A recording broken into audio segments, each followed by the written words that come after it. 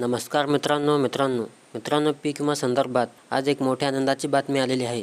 मित्रांनो, आता शेतकऱ्यांच्या खात्यामध्ये पीक विमा जमा होण्यास सुरुवात झालेली आहे। तर मित्रांनो, आता कोणत्या शेतकऱ्यांच्या खात्यामध्ये हा पीक विमा जमा झालेला आहे आणि किती जिल्ह्यात हा पीक विमा जमा झाला याची संपूर्ण माहिती आज आपण या व्हिडिओमध्ये पाहणार आहोत।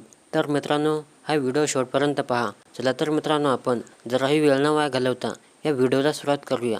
तर पहा मित्रांनो, गेल्या वर्षीच्या खरीप आणि रब्बी हंगामातील अनेक प्रलंबित पीक विमा दाव्यांची भरपाई या योजनेतून केली जात आहे।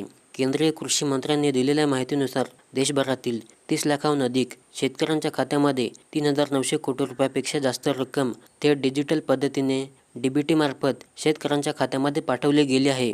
आता या वाटपामध्ये राजस्थानमधील 7 लाखाहून अधिक शेतकऱ्यांना 1,100 कोटी रुपयापेक्षा जास्त रक्कम शेतकऱ्यांना दिली गेली आहे। मध्य प्रदेशमधील शेतकऱ्यांना 1,156 कोटी रुपये मिळाले आहेत, तर छत्तीसगडमधील शेतकऱ्यांना 150 कोटी रुपयांचा लाभ मिळाला आहे। उर्वरित राज्यामधील शेतकऱ्यांसाठी 773 कोटी रुपयाची रक्कम शेतकऱ्यांच्या खात्यामध्ये वितरित करण्यात आली आहे। पंतप्रधान नरेंद्र मोदी यांनी 2016 साली सुरू केलेल्या या योजनेने शेतकऱ्यांसाठी मोठा आधार दिला आहे। आतापर्यंत 78 कोटीहून अधिक शेतकऱ्यांच्या अर्जांना मंजुरी देऊन 1.83 लाख कोटी रुपये भरपाई वाटप करण्यात आले आहे। विशेष म्हणजे या भरपाईच्या तुलनेत शेतकऱ्यांना प्रीमियम म्हणून केवळ 35,000 कोटी रुपये भरले आहेत, जे मिळालेल्या लाभाच्या 5 पट जास्त आहेत। हे आकडे सरकारच्या शेतकरी केंद्रीय धोरणाचे उत्तम उदाहरण देतात।